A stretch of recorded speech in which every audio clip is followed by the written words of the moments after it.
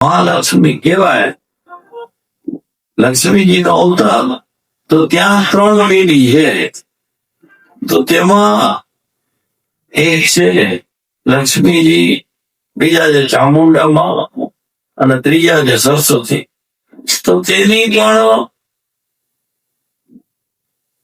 કથા જયારે થઈ, જયારે જે પિંડીનો સ્વરૂપ થયો, તો કે હવે અમે પેલા નથી આવતા, કે નથી અમે સ્વરૂપમાં જતા, અમે અહીંયા પિંડી સ્વરૂપમાં રહી જઈએ છીએ. માટે સાક્ષાત લક્ષ્મીજી, માં ચામુંડા અને સરસ્વતી. જીવનમાં તમારે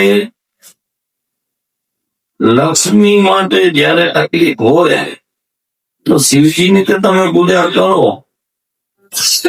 તેમાં પણ જયારે 10 વાગ્યા પહેલા પીપળે પાણી રેડી આવો, તો તમારા ઘરે લક્ષ્મી આવે. પણ તમને એમ થાય કે હવે આપણે થોડા પૈસા ભેગા થયા છે અને વૈષ્ણવ દેવી જવા જેવા થયા છીએ, તો એકવાર જીવનમાં અચૂક વૈષ્ણવ દેવી જાજો, અને તમારા ભર્યા ભંડાર કેવા ભરાય છે તે તમે જોજો.